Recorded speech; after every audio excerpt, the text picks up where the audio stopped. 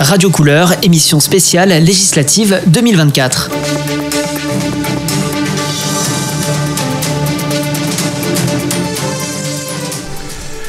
Législative 2024, de nouveau en direct sur Radio Couleur, sur Couleur FM et Couleur DAB Nord-Isère pour entendre nos candidats sur les 6e et 10e circonscriptions de l'Isère, des deux circonscriptions qui mettent où 5 candidats sur la 10e, 6 candidats sur la 6e se rencontrent aussi dans nos studios. Nous avons déjà entendu la semaine dernière Marjolaine Minier-Millefert pour la 10e circonscription, Alexis Joly. Hier, nous recevions Thierry Pérez pour le Rassemblement national sur la 10e, ainsi que Joël Richol, toujours sur la 10e, pour le Nouveau Front Populaire. Et aujourd'hui, nous restons sur cette 10e circonscription avec Clément Borde qui représente Lutte ouvrière. Bonjour Clément Borde. Bonjour. Merci d'être avec nous. Alors c'est toujours un plaisir, c'est un peu un plaisir inattendu cette fois-ci, on ne s'attendait pas à se revoir de sitôt. Oui, en effet. Bon, la claque électorale reçue par le président Macron lors des élections européennes fait qu'il a visiblement tenté un coup de poker en dissolvant l'Assemblée nationale. Et donc on se retrouve à repartir en campagne. Et en tout cas, quels que soient les calculs de Macron, je ne sais pas exactement qu'est-ce qu'il y a derrière. En tout cas, nous, de notre point de vue, il y a une chose que Macron il a dit, et moi j'ai envie de le prendre au mot, c'est qu'il a dit que on devait prendre la parole. Moi je pense qu'effectivement les travailleurs, on doit prendre la parole dans ces élections, on ne doit pas laisser ceux qui défendent ce système la prendre à notre place. Et donc moi je suis fier de représenter Lutte ouvrière sur cette circonscription, et qu'on soit capable, même si on est une petite organisation, de repartir en campagne et de faire partir de ces législatives, et d'être dans cette bataille pour faire entendre les intérêts des travailleurs. Alors, vous le disiez, même une petite organisation, et alors là, par rapport au délai un parti pour s'organiser, c'est vraiment compliqué. On en parlait avant l'émission. Il y a des problèmes de logistique de partout, c'est compliqué. Oui, on a eu pas mal de problèmes matériels. De toute façon, on s'est retrouvé devant le fait accompli. Il a fallu en quelques jours établir le programme, les professions de foi, imprimer les bulletins de vote, les faire acheminer. Et on a eu des problèmes logistiques de transport. Et après, c'est les commissions de propagande par département qui décident d'accorder ou non un délai, puisqu'on ne pouvait pas présenter notre matériel en temps et en heure, qui a été validé, mais il nous fallait un délai supplémentaire de quelques jours pour que les préfectures puissent récupérer ce matériel. Il y a des préfectures comme celle de l'Isère qui nous ont accordé 2 jours supplémentaires, et des préfectures où les juges ont refusé. Donc on se retrouve dans un certain nombre de départements à devoir livrer nous-mêmes l'ensemble de nos bulletins de vote dans toutes les communes. Donc c'est un travail colossal, mais on est des militants, on est déterminés, on n'est pas là pour faire de la figuration, et on n'est pas là pour pleurnicher sur la situation. Bien sûr, je trouve ça dépitant, je trouve ça révoltant, mais c'est comme ça que ça fonctionne, et on s'arrêtera pas là-dessus. Donc on est un certain nombre de camarades à avoir foncé dans nos voitures, à avoir pris les choses en main pour pouvoir être présents dans ces élections, et que les gens qui ont envie de voter pour leur camp, pour le camp des travailleurs, ils puissent le faire. Donc voilà, moi je suis quand même fier de ce qu'on est capable de faire, même si encore une fois on a une petite organisation. Très bien, alors je vais reprendre un peu au début, afin que les auditeurs, auditrices, électeurs, électrices visualisent bien, se représentent bien. Est-ce que vous pourriez nous faire un petit portrait de vous, même si on commence à vous connaître à force que vous présentiez aux élections ici. Clément Borde, qui êtes-vous ? Moi j'ai 38 ans, donc je viens de Villefontaine, et je suis enseignant en lycée professionnel. J'enseigne sur la Loire, donc le français, l'histoire-géographie. Voilà, et donc je milite pour les idées révolutionnaires communistes depuis 20 ans en gros, voilà. Et donc effectivement, je me présente aux élections pour Lutte ouvrière depuis quelques temps maintenant. Alors quand on est communiste révolutionnaire à Lutte ouvrière, comment on ressent, comment on voit la situation actuelle, un président de la République qui semble jouer le jeu de la démocratie, et en même temps qui semble jouer avec le feu des extrêmes, particulièrement le Rassemblement national. Comment vous prenez ça, vous ? En tout cas, ce qu'on voit, c'est que ce qui est très inquiétant, au-delà de ce que fait le président de la République, c'est pas ça spécialement que j'ai envie de commenter, mais en tout cas, quand on voit que le Rassemblement national fait plus de 30% des voix aux élections européennes, que l'extrême droite, d'une façon générale, fait en gros 40% des voix aux élections européennes, si on rajoute Zemmour, Philippot et autres joyeuseries du même acabit, voilà, moi je trouve ça extrêmement inquiétant, parce que quand même l'idée principale que ces partis défendent, c'est qu'en gros, les miettes que nous laissent les capitalistes, les toutes petites miettes, on doit se battre entre nous pour ces miettes-là. Et eux, donc, on doit s'en prendre aux travailleurs étrangers, alors que les travailleurs étrangers, ils sont indispensables dans la société pour faire les travaux les plus durs, dans le bâtiment, dans l'agriculture, dans la sécurité, dans le ménage. Il n'y a rien qui tournerait sans les travailleurs immigrés étrangers. Et donc ça, en fait, ça divise les travailleurs. Donc cette idée-là, c'est un poison qui est extrêmement dangereux pour notre classe sociale, pour mon camp, pour notre camp. Et du coup, nous, ce qu'on veut faire entendre, c'est que de toute façon, c'est absolument scandaleux qu'on ait le droit qu'aux miettes. C'est ça le fond du problème. Les travailleurs, quelle que soit notre origine, notre couleur de peau, notre statut, notre boulot, vraiment, on fait absolument tout tourner dans la société. Il n'y a rien qui fonctionne sans nous. Et on a le droit qu'aux miettes, alors qu'on produit tout le gâteau. Si on part du principe qu'on a le droit qu'aux miettes, d'une façon ou d'une autre dans cette période où tout se casse la figure, où la crise économique elle est de pire en pire, où le grand patronat, alors qu'ils font des milliards et des milliards et des milliards de profits, ils n'arrêtent pas de nous attaquer. Si on part du principe qu'on a le droit qu'aux miettes, là on va finir par s'entretuer entre travailleurs, entre pauvres pour ces miettes-là. Donc nous, ce qu'on dit, c'est il faut se battre pour récupérer le gâteau. Oui, c'est plus dur. Oui, ça veut dire un combat qui sera difficile. Mais sauf que là, le combat, on va le mener entre nous. On va s'entretuer entre pauvres. C'est ce qu'on voit déjà, à Mayotte, en Haïti, où il y a une chasse ouverte aux étrangers. Demain, et quand je dis demain, ça peut être vraiment dans quelques semaines. Ça va être le cas aussi ici. Donc oui, il va falloir se battre pour récupérer le gâteau. Et c'est ça que nous on veut dire. Il n'y aura pas le choix. Les travailleurs, on ne fera pas l'économie de se battre contre ce système capitaliste, contre le pouvoir des capitalistes. Si on ne s'attaque pas à la propriété privée des grands patrons, si on leur arrache pas le pouvoir, on va se battre entre nous demain pour les miettes de plus en plus petites qui nous laissent. Comment, justement, vous parliez des travailleurs, des personnes les plus précaires, comment vous expliquez que finalement ce sont les catégories de population les plus défavorisées aujourd'hui qui se tournent vers le Rassemblement national, plutôt que vers des forces comme la vôtre ? Moi, ce que je crois, c'est qu'en réalité, ça fait des décennies que ceux qui prétendaient représenter les intérêts des travailleurs, la gauche, les directions syndicales, ils nous ont dit que justement ce que je viens de dire sur le fait que les travailleurs ont fait tout tourner, qu'on est une vraie force, qu'on doit compter sur nous-mêmes, c'est exactement pas ça qu'ils disent. Ils disent votre sort, vous devez le remettre dans des bons politiciens, dans un bon gouvernement de gauche, et c'est ça qui va changer la vie. Ça a été le cas pour les plus anciens en 81 sous Mitterrand. Bon, j'étais pas né, mais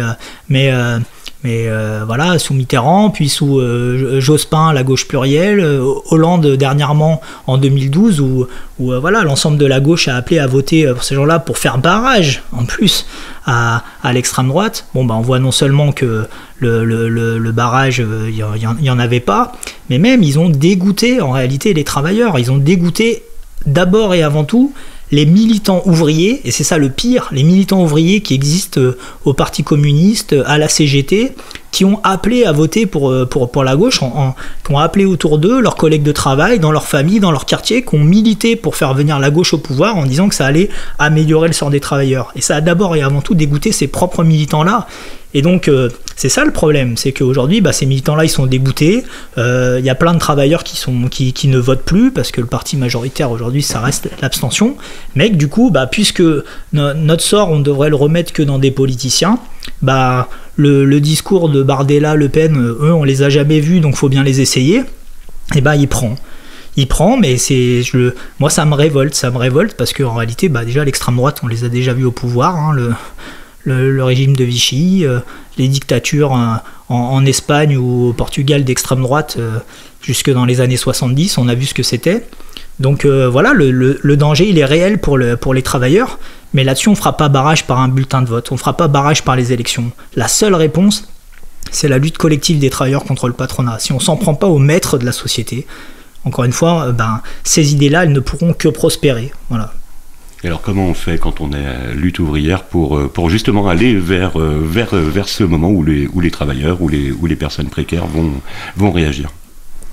Nous, on n'a pas le pouvoir d'inverser le cours des choses, et moi j'ai pas la prétention que avec notre salive ou avec même notre détermination, ce qu'on veut, on va arrêter la marche de la société. Et tout ça, ça nous dépasse. Nous, on n'est pas en mesure d'arrêter ça. Par contre, ce dont je suis convaincu, c'est que de toute façon, la société, elle continue de se déliter, que le lendemain des élections, de toute façon, quelle que soit la couleur du prochain gouvernement, on va en prendre plein la figure. Les attaques, elles vont continuer. Les travailleurs, on va être attaqués de toutes parts, parce que de toute façon, aujourd'hui, c'est la guerre entre capitalistes qui est de plus en plus féroce dans cette période de crise. Et donc, on va se faire attaquer, et viendra un moment où il y aura des réactions de la classe ouvrière. C'est toujours apparu, les réactions de la classe ouvrière. Et moi, ce pourquoi je milite, notre raison d'être à nous, à Lutte ouvrière, c'est que pour ces périodes-là, on veut que la révolte des travailleurs, ce soit les travailleurs qui la dirigent eux-mêmes, qui ne se fassent pas bananer une fois de plus par les directions syndicales, par la gauche, justement, là, ceux qui se présentent comme le nouveau Front populaire. Ils utilisent justement la référence au Front populaire. Le Front populaire, on apprend à l'école ici, qu'il y a un mensonge quand même grossier, que le Front populaire, il aurait donné les congés payés, les conventions collectives, etc. Alors non seulement c'est faux, c'était absolument pas dans leur programme, mais même ceux qui au sein du nouveau Front populaire, des gens comme Ruffin, comme Clémentine Autain, qui ne disent pas ça, eux ils disent pas c'est le Front populaire qui l'a donné, eux ils expliquent pas que les travailleurs, ils l'ont arraché contre les patrons. Ils expliquent que d'une façon ou d'une autre, en gros, le Front populaire, il a écouté les travailleurs et il leur a donné. Mais ça, c'est un mensonge grossier. Et en réalité, ce qui a été arraché en 1936, c'est par l'occupation des usines des ouvriers. Et les ouvriers, à l'époque, ils étaient quand même conscients d'une chose, c'est que de l'autre côté du Rhin, il y avait Hitler qui était au pouvoir. Il y avait les milices d'extrême droite en France qui avaient fait pression, qui 2 ans avant, en 1934, étaient aux portes du pouvoir en France. Et les travailleurs, eux, ils avaient conscience d'une seule chose, c'est qu'il fallait s'unir pour lutter contre ça. Mais justement, ce désir d'unité, moi, je le ressens au plus profond de moi. Mais ce dont je suis convaincu, c'est qu'il faut que ce soit l'unité des travailleurs sur leur base à eux, sur leurs objectifs à eux. Et le Front populaire, qui a été mis en place à l'époque par Staline, cette unification-là, c'était une union électorale. Et en réalité, le Front populaire, tout ce qui a été arraché en 1936 par les ouvriers, le Front populaire, il l'a repris. À partir de 1937, Léon Blum, il a décrété la pause. Et quand le pire de tout, ça a été la Seconde Guerre mondiale. Donc on voit en réalité que la seule façon que les travailleurs ils puissent réellement changer les choses, c'est pas de remettre leur sort dans des politiciens, c'est qu'ils arrachent le pouvoir aux capitalistes. Donc ce dont je suis convaincu, c'est qu'il va falloir mener la bataille contre ces capitalistes. Et moi, j'invite les travailleurs à compter sur eux-mêmes, à l'exprimer, à ne pas remettre leur sort dans les politiciens bourgeois. Parce qu'aucune des promesses que les politiciens ils font aujourd'hui, ils la tiendront demain. Parce que c'est pas possible. Parce que la bourgeoisie, elle ne leur permettra pas. Je sais pas s'ils y croient eux-mêmes, ça j'en sais rien, mais c'est même pas le vrai débat. Le vrai problème, c'est que les maîtres de la société, les capitalistes, ils ne leur laisseront pas le choix. Donc là-dessus, la seule façon de changer notre sort, c'est qu'on se bat contre les capitalistes. Alors, juste très rapidement, on n'a pas forcément de temps à passer sur des détails historiques, mais le lien de Staline avec le Front populaire, c'est parce que le PC de l'époque écoutait Staline, c'est ça ou... Non, c'est directement, en fait, c'est une directive de Staline en 1935. Il y a le pacte Laval-Staline en 1935, où en réalité, pour faire court, une fois que Hitler a pris le pouvoir en Allemagne, Staline a bien compris qu'en fait la prise du pouvoir d'Hitler en Allemagne, ça voulait dire l'invasion de l'URSS et donc que sa tête était mise à prix. Et donc Staline, à la tête de la bureaucratie en URSS, il a fait un nouveau virage à 180 degrés et il a exigé des partis communistes de l'ensemble des pays impérialistes, pas qu'en France. C'était la même chose en Espagne. Le Frente Popular en Espagne, c'est exactement de la même logique. Il a exigé que les partis communistes ils fassent des alliances électorales et qu'ils essayent d'accéder au pouvoir pour s'entendre avec la bourgeoisie française, espagnole, etc., pour avoir des alliés contre l'Allemagne nazie. Et c'est ça que c'est venu d'en haut. Là où c'est plus compliqué, et c'est que le désir d'unité des travailleurs à la suite du 6 février 34 dont je parlais tout à l'heure, où l'extrême droite était aux portes du pouvoir, ce désir-là, il était réel. Et oui, les ouvriers qui étaient au Parti socialiste, au Parti communiste, ils voulaient pas de la guerre entre leurs chefs. Ils trouvaient que c'était des bagarres de boutiques qui étaient futiles, alors qu'on était dans un danger très grave. Et justement, le Parti socialiste, le Parti communiste de l'époque, ils ont utilisé ce sentiment-là pour l'amener sur un terrain électoral. Et c'est là où ça désarme les travailleurs, parce que sur le terrain électoral, notre force à nous les travailleurs, c'est-à-dire celle de produire toutes les richesses de la société, d'être un poids immense dans la société, eh ben elle disparaît. On n'est plus qu'un bulletin de vote, on n'est plus qu'un individu, alors que en réalité, on est une force incommensurable si on se base sur notre terrain, si on s'en prend aux capitalistes. Et là, c'était plus s'en prendre aux capitalistes, c'était les défendre en réalité. C'était en réalité leur sauver la mise. Et je rappelle quand même que quand il y a eu la grève de 1936, c'est les patrons français qui sont venus chercher Léon Blum pour lui dire « Là, on a les ouvriers qui occupent les usines, on n'arrive plus à s'en sortir, il va falloir nous sauver la mise. » Et le Front populaire d'aujourd'hui, le nouveau Front populaire, pour vous, c'est la même chose, et c'est aussi parce qu'il faut aussi expliquer à tous ceux qui, à gauche, pourraient vous reprocher justement de diviser un petit peu les voix. C'est vraiment pour cette raison-là, pour vous, le nouveau Front populaire, c'est aussi un mariage avec obligé avec le capitalisme, c'est ça ? Oui, alors, enfin, comment dire, déjà, là, on a beaucoup parlé de références historiques, mais je veux dire, de façon très, très simple. Quand on voit que le Front populaire, ils sont allés chercher François Hollande, quand ils sont allés chercher quand même des gens qui ont été au pouvoir, qui nous en ont mis plein la figure, qui nous ont fait la loi travail, qui ont démantelé le code du travail, des gens qui, tout un tas de militants ont fait grève, des gens qui ont été ministres, Aurélien Rousseau qui était ministre de la Santé, qui était directeur de cabinet d'Elisabeth Borne. Enfin, quand ces gens-là, ils sont investis par le nouveau Front populaire et qu'on nous explique qu'il faut faire confiance à ces gens-là pour arranger notre sort, mais c'est complètement fou. Et nous, là-dessus, il est hors de question de marcher derrière ces gens-là. Non seulement j'ai aucune confiance dans tous ces politiciens-là, mais en plus je suis convaincu qu'on les aura en face de nous quand on se battra.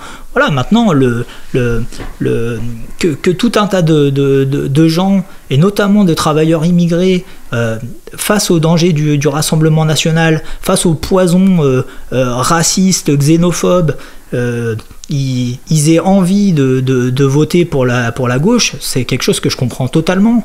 Et ce sentiment-là, je le partage. Et ces gens-là sont absolument pas mes ennemis. Mais par contre, il faut quand même qu'on soit bien conscient d'une chose. Je le répète, ces gens-là, on les aura en face de nous quand on se battra. Et donc, il est hors de question de faire confiance à ces gens-là. Donc moi, j'appelle, oui, aux travailleurs, effectivement, à défendre leur camp, au seul tour où ils peuvent exprimer leurs intérêts, c'est-à-dire au premier, de dire que leur seul camp, c'est celui des travailleurs et qu'ils font confiance en leur propre force. Et ça, la seule façon de le faire, c'est en votant lutte ouvrière. Alors rapidement, les 20 minutes passent très très vite, il nous en reste 3. Finalement, en vous entendant, je me disais, mais le contexte est peut-être plutôt favorable et positif pour vous. On sort d'années où on a vu les gilets jaunes, on a vu le mouvement contre les retraites l'année dernière. Il y a une partie du peuple qui commence à craquer, et là on va s'acheminer vers une période d'instabilité politique, des majorités relatives, des choses peut-être ingouvernables. C'est plutôt favorable. En tout cas, ce qui est sûr, c'est qu'effectivement, on va dans une période qui est bien plus grave pour le monde du travail. Je ne sais pas si elle nous est plus favorable. En tout cas, la réalité, c'est que tout un tas de gens qui avaient espoir dans cette société, qui pensaient que ça allait aller mieux pour eux, pour leurs enfants demain, ils constatent que c'est pas le cas. Et donc, il y a une inquiétude plus ou moins grande sur l'avenir. Et quand on est inquiet et qu'on a peur du lendemain, on se tourne pas d'abord vers les idées de combat et les idées révolutionnaires. On se replie sur soi, on cherche à se défendre, à protéger les siens. C'est un sentiment qui est humain. Et voilà, donc la majorité des gens, ils en sont là. Et je crois que d'ailleurs, ce sentiment-là, surtout chez ceux qui ont un petit quelque chose et qui ont peur de le perdre demain, je pense qu'un certain nombre, ils se retrouvent dans l'électorat du Rassemblement national. Mais ces gens-là, qui sont loin d'être tous des fachos, justement, moi je crois qu'on les gagnera quand les travailleurs, on se battra. Alors quand est-ce que ça viendra ? J'en sais rien. Mais ce dont je suis sûr, c'est que ça viendra. de toute façon, la seule chose qu'ils craignent là-haut, c'est la révolte des travailleurs. Ils sont bien plus conscients que nous-mêmes de la force qu'on représente. En haut, ils nous craignent. Il n'y a qu'à voir, c'est un tout petit exemple, mais ça m'a tellement frappé avec les Jeux Olympiques qui arrivent, le nombre d'entreprises qui vont être en tension avec les Jeux Olympiques, où les travailleurs, on leur a interdit leur congé, on leur a dit vous bougez pas une oreille, etc. Et ils ont dit, mais ils étaient révoltés, ils ont dit mais qu'est-ce que c'est que ces choses-là? Au moins, là on va faire payer les patrons pour que au moins ils nous payent correctement dans cette période. Ce qui m'a frappé, c'est quand même le nombre d'entreprises où les patrons ils ont lâché des sous. Et c'est quand même une période où le moindre centime, on se le fait voler par les patrons. Il y a quand même plein d'entreprises là où les patrons ils ont lâché des sous parce qu'ils ont la trouille. Ils ont la trouille que les travailleurs ils se montent pendant les Jeux Olympiques. Ça c'est juste une démonstration de la force qu'on représente et que la crainte qu'on inspire en haut. Donc je crois qu'elle s'exprime, nous on capitalise pas beaucoup sur le terrain politique de ça parce que encore une fois des luttes il y en a pas beaucoup, mais n'empêche qu'il y a tout un tas de gens qui se posent des questions, qui sont révoltés, qui trouvent que la situation ça ne va pas. On en rencontre, c'est des unités, c'est à notre échelle, mais justement moi aussi ça me rend optimiste ça de ce point de vue là, c'est que il y a quand même tout un tas de gens qui disent c'est pas possible, on peut pas laisser cet avenir là à nos enfants et qui se disent non là il faut qu'on se batte, faut qu'on fasse quelque chose, faut qu'on se rassemble, faut pas qu'on reste dans notre coin. Et c'est justement c'est pour ça que nous on pense qu'il faut rejoindre ce parti, il faut qu'on bâtisse ensemble un parti de travailleurs qui servira pour les luttes de demain, pour tous les sujets de la société, qui donne le point de vue des travailleurs sur tous ces sujets-là. Et j'engage tous les gens qui sont d'accord avec cet objectif à le dire dans les élections et à nous rejoindre pour le bâtir ensemble, ce parti. Très bien, et ce sera le 30 juin prochain, dimanche qui vient, et puis le 7 juillet pour le second tour. Clément Borde, merci beaucoup d'avoir été avec nous pour exprimer de nouveau cette pensée que vous portez de manière absolument stable et qui peut-être n'a jamais été aussi importante qu'aujourd'hui. Merci beaucoup. Merci. Radio Couleur, émission spéciale législative 2024.